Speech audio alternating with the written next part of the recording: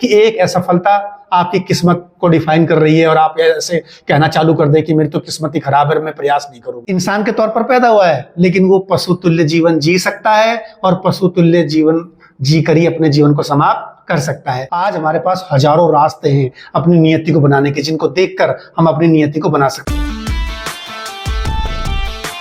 Talks for understanding के सभी दर्शकों को नमस्कार। आज मेरे साथ देवराज दुर्गेश हैं। इनका स्वागत स्टूडियो में। सवाल जवाब की श्रृंखला को शुरू करेंगे। तो देवराज भाई, चर्चा करें आज के ब्लॉग पर। उससे पहले मेरा एक प्रश्न आपसे है। अभी आप मुझसे प्रश्न करेंगे, लेकिन मैं एक प्रश्न मैं कर लेता हूं पहले, क्योंकि वो पहले ही आना चाहिए। मैंने मेरे ब्लॉग में आदमी के जीवन के शुरू होने के बाद और उसको कैसे जीना है उस पर सारी चर्चाएं करी हैं। और मुझे पता है कि आप धार्मिक ग्रंथों का अध्ययन करते हैं, धार्मिक लोगों के साथ रहते हैं। तो मेरा आपसे प्रश्न है कि व्यक्ति जब जन्म लेता है तो क्या वो जन्म में भी उसकी नियति या भाग्य किस्मत का कोई भूमिका होती है क्या? उसका जन्म कैसे निर्धारित होता है? ये मेरा आपसे प्रश्न है। जी, बहुत अच्छा प्रश्न है आपका। और जहां तक मेरा मानना, मैं मेरे खुद के विचार इसमें प्रकट नहीं करूंगा। जो भगवत गीता में भगवान कृष्ण अर्जुन को बता रहे हैं, मैं उस चर्चा को आपके सामने प्रस्तुत करूंगा। जरूर। तो इसमें 3 प्रकार के कर्म बताए गए हैं भगवत गीता के अंदर भगवान कृष्ण ने। एक सकाम कर्म होता है, एक विकर्म होता है, एक अकर्म होता है। ठीक है। सकाम कर्म जो होता है उससे व्यक्ति को पुण्य अर्जित करता है जी। जिससे पुण्य का मतलब है कि उसको एक अच्छे पायस क्रेडिट्स वो जो ऑब्जर्व करता है, उससे उसके जीवन में खुशहाली, सुख, वैभव, संपन्नता, ये सब वो प्राप्त करता है। जीवन का आनंद वो इन चीजों से ले पाता है जी। एक तरह से ये क्रेडिट कार्ड है हमारे पास, जैसे जीवन का एक क्रेडिट कार्ड। आप अच्छा काम करते जाएंगे, वो क्रेडिट में बढ़ता जाए।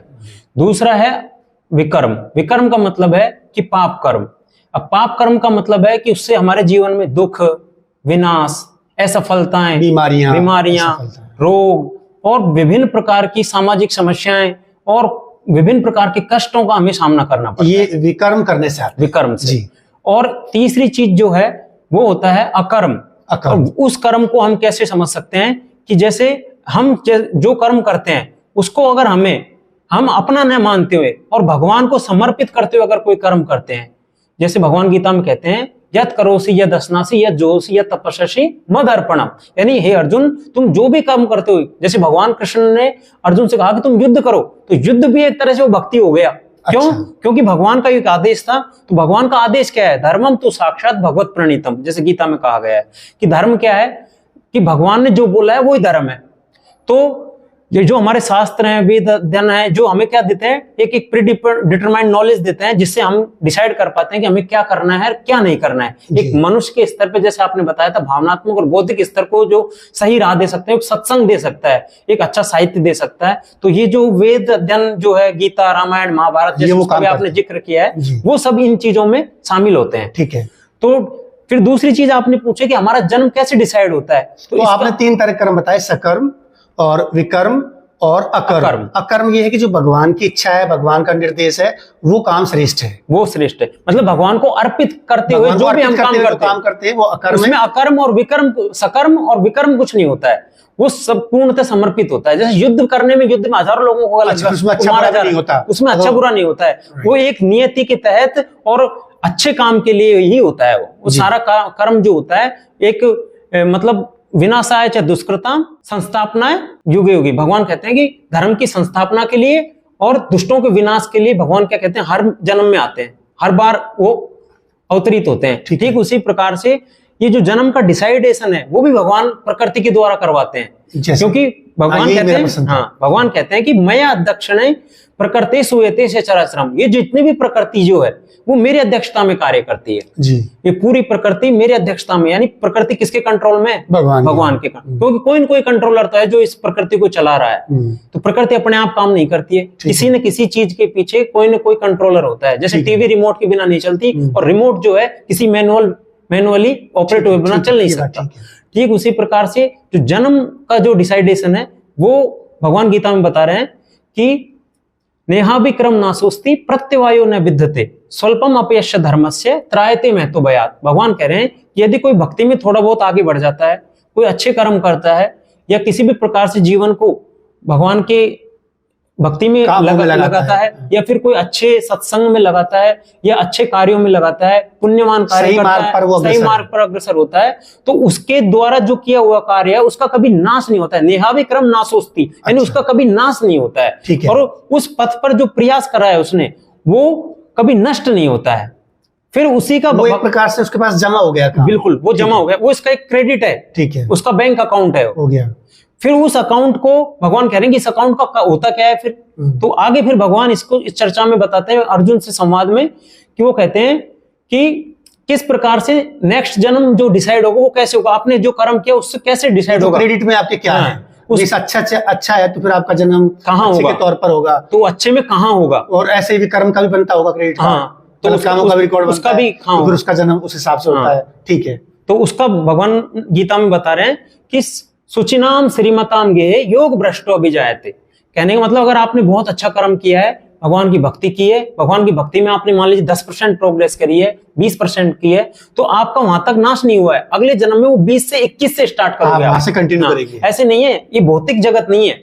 भौतिक जगत में आपने अगर बीटेक पास आउट होके आप बहुत बड़े इंजीनियर बन गए, आईएएस बन गए, तो ये नहीं अगले जन्म में आप आईएएस से स्टार्ट करोगे, या आईएएस से बन के आप फिर डायरेक्ट जनरल सेक्रेटरी बनोगे, या फिर बहुत बड़े कंट्री के हेड बनोगे, या फिर डायरेक्ट अमेरिका। वहाँ आध्यात्मिक वर्ल्ड में सब कुछ जो गेन है उसका कुछ माइनस नहीं है, वहां सब प्लस होता जाता है, और वो उत्तरोत्तर तरक्की करता है, वृद्धि करता है, उसमें कोई कमी और हास नहीं होता है। तो ये एक प्रकार से कर्म फल हो गया कि आपने जैसे कर्म करे वहां से आपको कंटिन्यू करने का मौका मिलेगा। तो सुचिनाम श्रीमताम, सुचिनाम मतलब होता है वेरी पायस फैमिली में आपका जन्म होगा। अच्छा, श्रीमताम, श्रीमताम का मतलब है कि बहुत ही धन वैभव वाले परिवार में, और मताम यानी बुद्धि, जिसकी बहुत इंटेलेक्चुअल फैमिली में आपका जन्म होगा, जो ये समझ सकता है कि वो हमारे शारीरिक और बौद्धिक, और आपने कहा दिल मतलब हमारी आत्मा के स्तर, आत्मा के स्तर तक हम पहुंच सकते हैं, ऐसे फैमिली में आपका जन्म होगा जो पहले से बहुत इंटेलेक्चुअल लेवल पे है, और वो हमें एक प्रॉपर गाइड प्रोवाइड करेगा, ताकि आप कह रहे हो ना कि प्रयास से हम मनुष्य बन सकते हैं, एक प्रयास से मनुष्य बन सकते हैं, उस प्रयास को आगे बढ़ाने में हमारी मदद करेगा, ऐसी फैमिली में हमें जन्म मिलेगा। तो ये गीता में भगवान ने पहले ही वर्णन, जो कि आज से 5000 साल पहले, जो कहते हैं ना कि शास्त्रों को में पहले ही सारी चीजें वर्णित हो जाती है, तो उनमें एक बार लिख दिया उसके बाद नो चेंज है, मतलब ऐसी कोई नॉलेज नहीं है जो पहले लिख दी हो और उसमें बार बार उसमें चेंज करना पड़ता हो। जबकि हमारा जो साइंटिफिक जो नॉलेज होती है वो हमेशा बदलती रहती है, क्योंकि वो समय काल और परिस्थिति के अनुसार बदलती है। लेकिन वो ऐसा साहित्य है, आध्यात्मिक वर्ल्ड है, उसमें वो नो चेंज है, यूनिवर्सल ट्रूथ है। जी, बहुत अच्छा जवाब है। मुझे उम्मीद है कि दर्शकों को आपकी इस आध्यात्मिक चर्चा से जरूर लाभ होगा। तो अब इसका सार तौर पर अपन ऐसे कह सकते हैं कि जो लोग अच्छे परिवारों में बुद्धिमान हैं, पैसे वाले हैं, अच्छी लाइफ जी रहे हैं, तो उनके कर्म अच्छे रहे होंगे, और हमको भी अगले जन्म में अच्छा लाइफ चाहना है या चाहते हैं, तो हमको अच्छे कर्म करने चाहिए। हमने क्या है, पिछले जन्म में जो कुछ किया था वो इस जन्म में हमने स्टार्ट कर दिया है, लेकिन ये जन्म का जो कर्म है वो हमारे हाथों में है। हम हमारे बौद्धिक स्तर से, हमारे इंटेलेक्चुअल लेवल से, हमारे विवेक से हम हमारे इस जीवन को बहुत ही अच्छा बना सकते हैं, प्लस में ले जा सकते हैं और बेहतर कर सकते हैं। और जो लोग बहुत अच्छे परिवारों से हैं, बहुत अच्छी फैमिली से हैं, बहुत इंटेलेक्चुअल फैमिली, बहुत अच्छी ब्राह्मणिकल फैमिली से हैं, बहुत अच्छे पैसे वाले घरों से हैं, लेकिन वो भी अगर अपने मिस यूज करेंगे तो उनका भी अधोगति हो सकती है, उनका अच्छा वाला ग्रेड कम होता जाएगा। ये भी भगवान गीता में कह रहे हैं, सत्वस्था मध्य ऊर्ध्व गच्छन्ति सत्वस्था, मध्य तिष्ठन्ति राजसा, और जगन्य गुण वृत्तिवस्था अधो गच्छन्ति तामसा। तो 3 प्रकार की गति बताई गई है। सतोगुण वाले जो हैं, सतोगुण मतलब जो अच्छे गुण वाले हैं, जो सात्विक आहार करते हैं, सात्विक विचार रखते हैं, और आप जैसे कहते हो सत्संग, मानसिक लेवल पे रहते हैं और इंटेलेक्चुअल लेवल पे अपना विकास करते हैं, वो लोग ऊर्ध्व गच्छन्ति, ऊपर की ओर गति करते हैं। ऊर्ध्व गच्छन्ति मतलब वो ऊपर के लोकों की ओर गति करते हैं। जैसे 14 लोक बताए गए हैं, तो बीच में पृथ्वी आते हैं, पृथ्वी से ऊपर स्वर्गलोक, जनलोक, तपलोक, महरलोक, सिद्धलोक, और इससे नीचे भी लोक है, पाताल लोक सबसे नीचे है, पाताल के नीचे जन बहुत सारे लोक हैं। बिल्कुल। तो ऐसे 14 प्लेनेटरी सिस्टम है, तो इससे ऊपर की ओर गति करते हैं, पृथ्वी से ऊपर वाले में आएगा। और मध्य तिष्ठन्ति राजसा, और जो राजसिक वृत्ति के जो लोग हैं, जो जिनके अंदर कंट्रोलिंग पावर है, जो कुछ प्राप्त करना चाहते हैं, जो कर्म में बहुत ज्यादा विश्वास करते हैं, कर्मशील हैं और कर्म को ही सब कुछ मानते हैं, और जो इंटेलेक्चुअल लेवल पे इतना वर्क नहीं करते लेकिन कर्म के लेवल पे करते हैं। हाँ, तो उनको मध्य तिष्ठन्ति, यानी वो वापस पृथ्वी पर जन्म लेते हैं। आप अपना काम यहाँ चालू करते रहिए। हाँ, तो वो अपना एक सृजनशील उनकी विचारधारा होती है, तो उसी पे वो वर्क करते रहते हैं। वो मौका और जो जघन्य गुणवृत्ति अवस्था का मतलब है कि जो बहुत ही घृणित कर्म करते हैं, नशा करते हैं, मांसाहार करते हैं, पर स्त्री संग करते हैं, पशुतुल्य जीवन जी रहे हैं, मतलब आहार निद्रा पे मैथुन के अलावा उनकी कोई सोच विचारधारा ही नहीं है। तो ऐसे लोग जघन्य गुणवृत्ति अवस्था में आते हैं और वो क्या करते हैं, अधोगच्छन्ति तामसा, वो नीचे के लोगों की ओर प्रगति करते हैं